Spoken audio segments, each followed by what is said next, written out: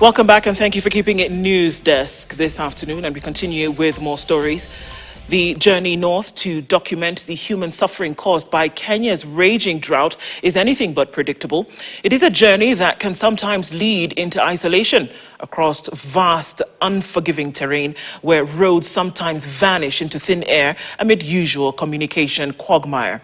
Currently, more than 3 million Kenyans face hunger, but even reaching them is itself a test of endurance, that not just for those in need, but also for the journalists determined to tell their story. This is exactly what a Standard Media Group crew encountered deep in northern Kenya while pursuing the truth behind the drought crisis. KTN's Francis Ontomwa was part of that crew and now files this special report. The journey north is rough, unsteady, and deeply unsettling. It's not a road for the faint-hearted. It's been tough. We've had to put our hands together, our shoulders together, and push the car out of the sun. And that is how we've managed to get out of this difficult situation. Our mission here, to witness firsthand the growing humanitarian crisis ravaging nearly 3 million Kenyans. But just setting foot in this part of Kenya would prove to be a story of its own kind.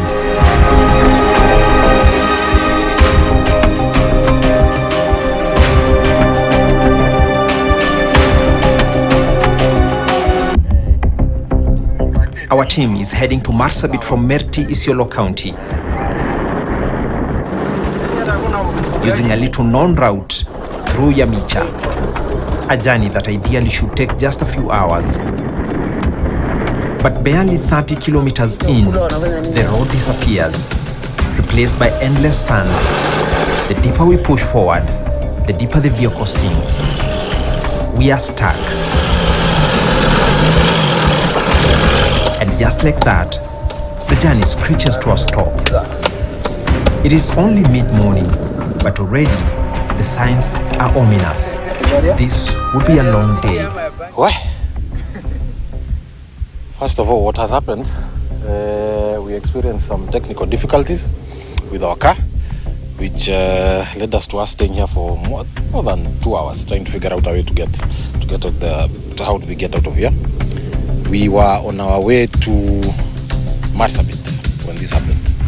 We are chasing a story on the drought, the climate change induced drought. Yes. It's been challenging since we came to the northern part of Kenya. The road there's no tarmac. The road, this place is rocky, dusty. We find ourselves stranded in the middle of nowhere, surrounded by nothing but just sand and silence. Against the odds, we manage to free the vehicle and continue.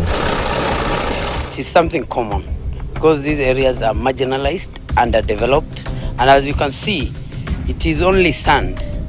There is no sign of a road here.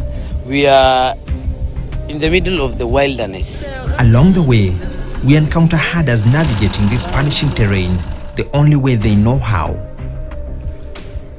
But the farther we go, the more life begins to disappear. Manyatas grow fewer. The land becomes emptier and silence becomes louder. Ahead of us, just vast stretches of lifeless earth and the creeping realization of how far removed this place is from the rest of the world. Still, we press on until we sink again into the sands.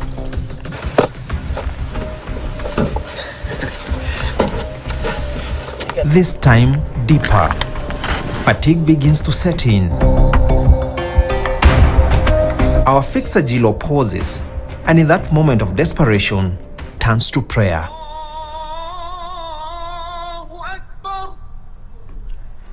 The clock is ticking. Not long from now, darkness will set in. And in this part of the world, darkness brings more than night. It brings danger.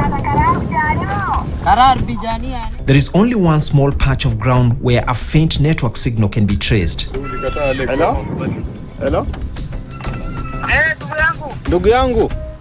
Sasa nitawapata kwa side gani? Sasa Jilo kuja haraka. Sasa tuko kuja uongee nao. Washe moto utaona moshi. Niambie tu direction wapi tutakuja. Dakika tu moja. Nipe dakika moja. Kuna mtu anaelewa kidogo hapa. Dakika tu. Okay, sisi hata bado tunatoka tunakunya mafuta. Na kitu gani tulete kijiko na jembe? Exactly. Itatusaidia. Itatusaidia. Sasa wacha Mali muko ni barabara ama ni tuko ndani, tuko nje ya barabara, tuko ndani kidogo. Sasa iko very plain. Kuna kijana hapa anaitwa Jilo kuja mbio kidogo. And so in the middle of nowhere, calls for help begin. Hello. Finally, the night we've been dreading is here. We light a fire hoping to scare away wild animals. But in a region plagued by banditry and insecurity, such attention can attract serious risks. Hours pass, and soon the firewood runs out, and so does our strength. By 9 p.m., exhaustion takes over. Supplies are nearly gone, and reality sinks in. We may have to spend the night here, alone, stranded, and vulnerable.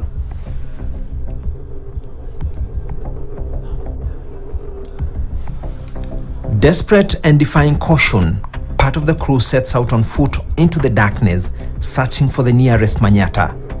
They move some 4 kilometers into the unknown, only guided by instinct and hope. And then finally, help comes. Young men from a nearby manyatta answer the call, and together for the 18th time, we push with determination. 1, 2, 3, go! Go!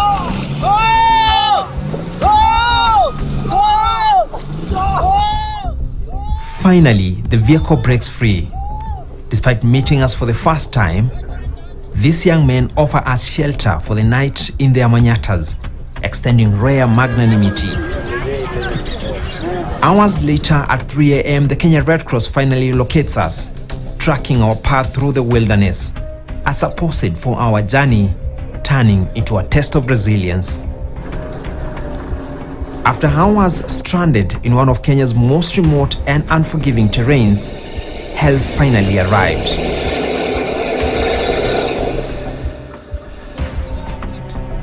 But for the communities living here, this isolation is not temporary. It is part and parcel of their daily reality. My name is Ajilo Bukesaid.